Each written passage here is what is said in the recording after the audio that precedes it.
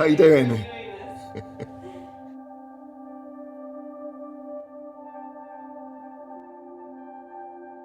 And as a wee lad, as they say where you're from, I think. That's English, yeah.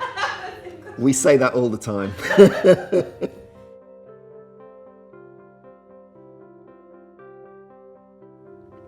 So when I was 16 and I was trying to decide what to do at university, I couldn't decide if I wanted to be a psychologist, a vicar, church leader, or an actor.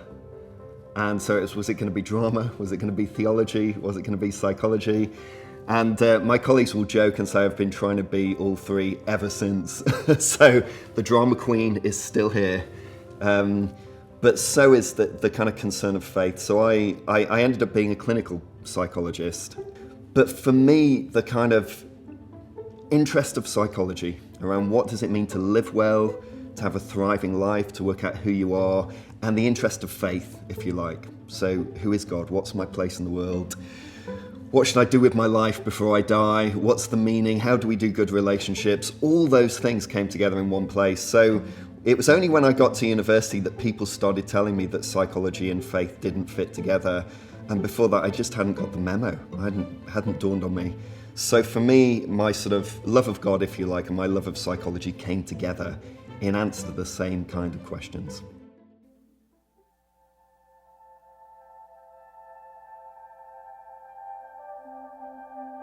So when I first started thinking about doing psychology, I received plenty of warnings from people. I knew someone who was a Christian, they did psychology at university, they lost their faith, they don't love Jesus anymore. I just never found that. I mean, I just found the subject fascinating. I found it perfectly compatible with my faith. And then as I went on with psychology, what I found within my church culture anyway, is I became a little bit of a novelty. It was quite cool to be a psychologist and a Christian because there weren't many of those around, certainly not in the UK, where I'm from. And then, so I immediately started being pulled into pastoral situations. So many pastors, church leaders, vicars would call me up and say, we've got this issue in the church, can you help?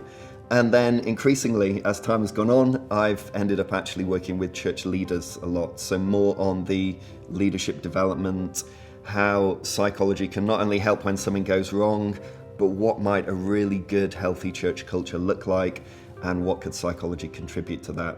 So I found, as a psychologist, let me put it this way, I feel like the church can't get enough of me. So I don't have this sense of, stay away, this is, we would say dodgy in the UK. This is dodgy, stay away from it. It's more kind of, this is welcome and it's helpful and can you help us?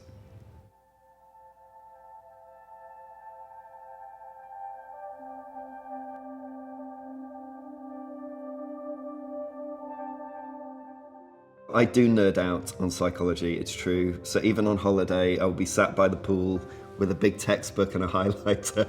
There is no limit to my geekery when it comes to psychology. I started off as a clinical psychologist, so I logged about 10,000 clinical hours working largely with people with personality disorders and trauma, so the real sort of tough end of mental health practice.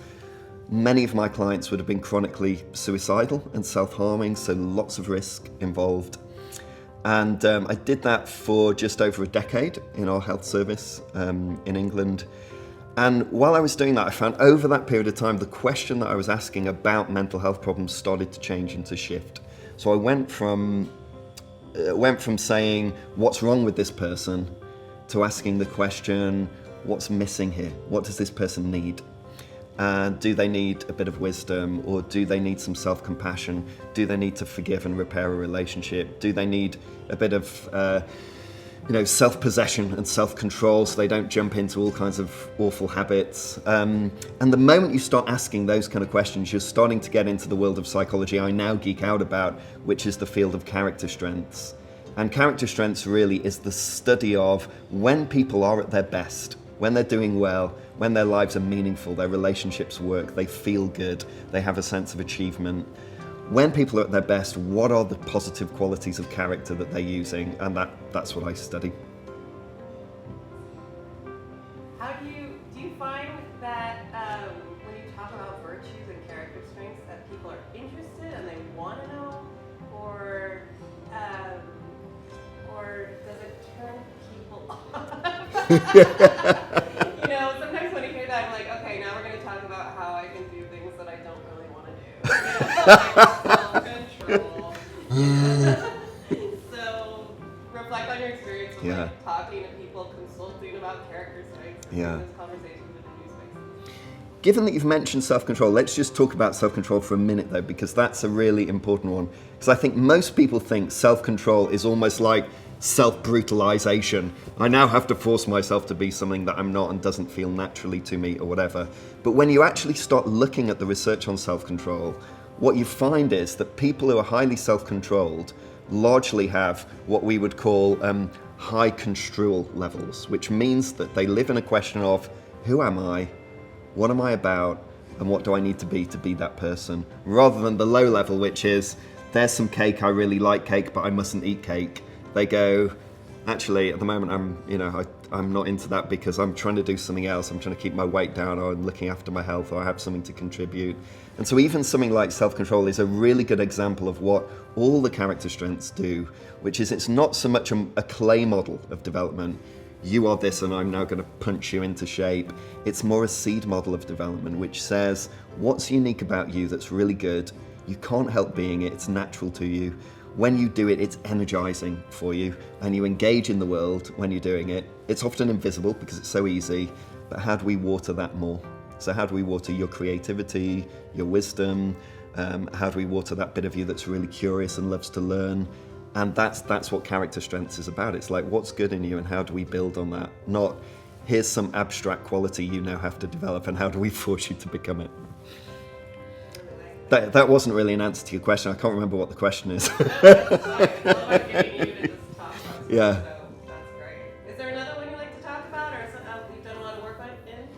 So one of the character strengths I've done quite a lot of work on is humility, so particularly pragmatically. And humility is a really, really good example of a character strength that goes down really well in churches, kind of, and terribly with like CEOs and international banks and things like that. So I actually had a program called The Humble Leader, which was about how you could develop humility as a leader. And I found churches loved it, it really helped them, all that kind of thing. And then I take it to international bankers, and they'd be like, we're not sure we want it. So I actually changed the title of the program and called it The Effective Leader. It's still about humility, it's all the same stuff, but the change in title means that they bought it. And humility is a really interesting one, because when people first hear it, they think you're talking about low self-esteem or a sort of low level of assertiveness or something like that. And it's not that. That isn't what it is. So when I talk to executive leaders, I will be saying, okay, you all know you need courage. You need to go into a room, make bold decisions, have assertive conversations. But if that's all you do, you don't have a lot of sustainability as a leader. And humility isn't so much thinking less of yourself, it's more thinking about yourself less, which means you're being open to learning, you're hearing from other people, you're building more positive connections, you feel more grounded and present because you're not constantly trying to bat off all the demands of your ego. And so humility is a really, really good example of something that I find for the first 5 minutes people don't think they need it. And once you've started talking about the science of it, people really take to it and really see the point of it.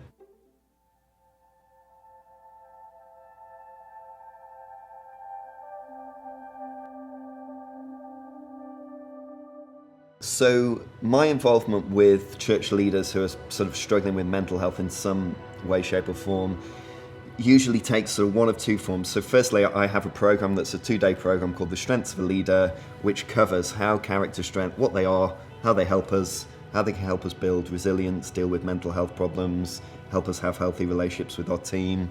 There's a whole piece on sort of contemplation and mindfulness in there. So it's the whole package around, here's all the principles of how this works and let's practice and learn together. But more often than that, it's a discreet phone call that says, I'm really struggling, I've heard you do this kind of stuff, would you mind talking to me for 45 minutes, an hour? I got a lot of this during COVID, where people would phone up and say, can we just have a quick Zoom conversation? I think my overall impression is, firstly, it's really difficult to be a church leader. It's a really, really hard job. One of the things that makes it really hard, in comparison to many other leadership roles, is that your personal life and your professional life interlink, so you can't put an easy division between them, which means that it's quite lonely as well. So a lot of church leaders don't have really good close friends that they can trust to share all the shenanigans that are going on in church. You also tend to be idealized as a church leader, so people expect a lot from you, and what they do is they project all the stuff their parents didn't give to them, they now expect from their church leader. And although I train church leaders in how to have those kind of conversations, you know, the line, "Why don't you put that anger back on your mother where it belongs," doesn't really go down that well when you throw it at people. And they tend to be demonized a lot. So, you know, everyone goes to church on Sunday, listens to the preach, goes home, and then, you know, critiques them over their Sunday dinner. So it's a role that therefore is rife for things like anxiety and depression and burnout, particularly. And you have to remember that burnout doesn't happen to people who are numb, it happens to people who care. People who really, really want it to work, want to do a good job, want to make connections with other people. And it's that sensitivity that then leads them to sort of feel disengaged and numb and distanced. And so if I were to sum up all the kind of interventions that I do with pastors and church leaders, they almost all boil down to something like, firstly, don't make an identity out of your current emotion. So if someone feels really depressed or really anxiety, don't think that's who you are. It's just like you're going through this moment right now. And we have a tendency as human beings, when we feel negative, to turn that into an identity statement. And then the other side of it is about reminding them who they are, getting them back in the room. So character strength psychology, if it does anything, it's about that. It's about how do you bring what's good in you to the challenges that you're currently facing. And sometimes I'm the person doing the reminder. You know, I see your kindness, I see your honesty, I see your sense of fairness. Let's look at how that works out. Maybe even look at how that's backfired a little bit and left you where you are now. Yes, that's kind of a little bit of what I do with pastors and church leaders.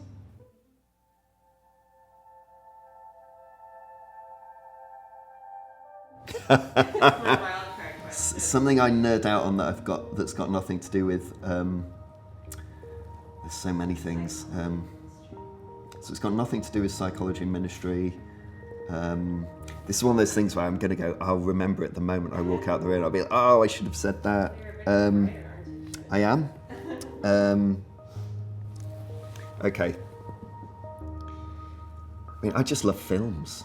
So I absolutely love cinema. I'm a sort of obsessive film watcher, in the sense that if there's a film I really love, I will watch it over and over and over and over and again, and just almost be extracting just delight and joy from it. The last film I really got obsessive about was Denis Villeneuve's Dune movie, and I almost feel like having that film on the TV screen is just like having a Michelangelo painting on the wall somewhere. You just leave it running and every now check in and look at it. But there's something about film, about movies, that I find is really, really deeply transcendental. And there's something empathic about it. You know how, like, writers about movies have said that movies are an empathy machine, that you watch it and you identify with what's going on there. I'm just trying to, I saw a film just before I came. I'm trying to remember what I was watching that I was like, this is absolutely amazing, and I just loved every moment of it. The most recent film I remember feeling that way about is a bit old now, but Ryan Gosling's film Drive. Just the most incredible, amazing piece of cinema. Yeah, so I'm a big film geek, and I suppose that would be one of the things I really geek out on when I'm not doing psychology stuff. Is that all? Is that good? That'll do? You got what you need?